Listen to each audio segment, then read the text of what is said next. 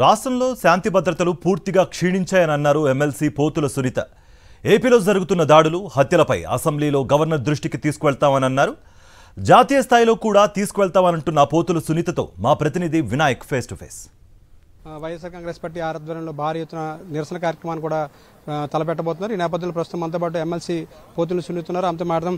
Madam, ఏ విధంగా చూస్తారంటే మీరు assembly లోపలికి వెళ్లే సమయంలో అడ్డుకోవడం, పోలీసులు అడ్డుకోవడం కానీ, ప్లే కార్డులు చింపవడం కానీ, మీరు తీసుకొచ్చే నిరసన వ్యక్తం చేసే సందర్భంలో నిరసన వ్యక్తం చేయకుండా మీకు గొంతు నొక్కే ప్రయత్నం చేయడం కానీ ఏ విధంగా చూస్తారు? ప్రజాస్వామ్యంలో గెలుపు ఓటములు సహజము. మరి ఎవరికి కూడా అధికారం అన్నది శాశ్వతం కాదు. ఈసారి మీరుండొచ్చు, ఈసారి మేముండొచ్చు, కానీ ప్రజలు ఇచ్చినటువంటి అవకాశం అది. మరి అలా కాకుండా ఈరోజు కూటమి ప్రభుత్వం ఏర్పడి 45 రోజులైంది. మరి ఈ 45 రోజుల్లో వాళ్ళు ఎన్నో హామీలు ఇచ్చారు, అలివిగాని హామీలు ఇచ్చారు. అవన్నీ నెరవేర్చే దిశగా ప్రజలకు పనిచేయాలి. కానీ అలా కాకుండా వ్యక్తిగతంగా ఈరోజు వైఎస్ఆర్ పార్టీని టార్గెట్ చేసి మరి అక్కడ కార్యకర్తలను కానివ్వండి, నాయకులను కానివ్వండి ఈరోజు హింసలు ప్రేరేపిస్తూ మరి హత్య రాజకీయాలు చేయడానికి పూనుకుంటున్నారు. ఇది మంచి పద్ధతి కాదు తెలుగుదేశం పార్టీకి. మరి ప్రజాస్వామ్యంలో ఇలాంటి వాటికి తావులేదు. ఎన్నో సందర్భాల్లో రుజువయ్యాయి. శాంతి భద్రతలకు కూడా విఘాతం ఏర్పడుతుంది.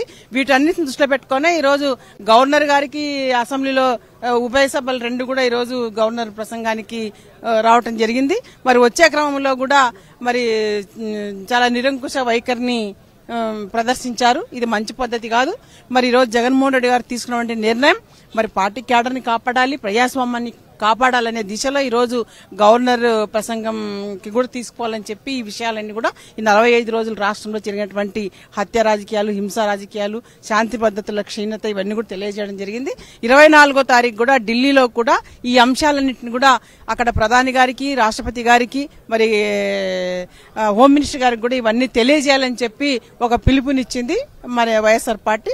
మరి ఎమ్మెల్యేలు, ఎమ్మెల్సీలు, ఎంపీలు అందరూ కూడా 24వ తారీఖు అక్కడ వెళ్లి ఈ రోజు ఇక్కడ రాష్ట్ర ప్రభుత్వం, కూటమి ప్రభుత్వం ఏ విధంగా ఎలాంటి వాటికి పూనుకుంటుందో, ఎలాంటి హింసను ప్రేరేపిస్తుందో వాటికి చెక్కు పెట్టడానికి, పులి స్టాప్ పెట్టడానికి, రాష్ట్రం ప్రశాంతంగా ఉండాలనే ఒక మంచి ఉద్దేశంతోనే జగన్మోహన్ రెడ్డి గారు ఈ నిర్ణయం తీసుకున్నారు.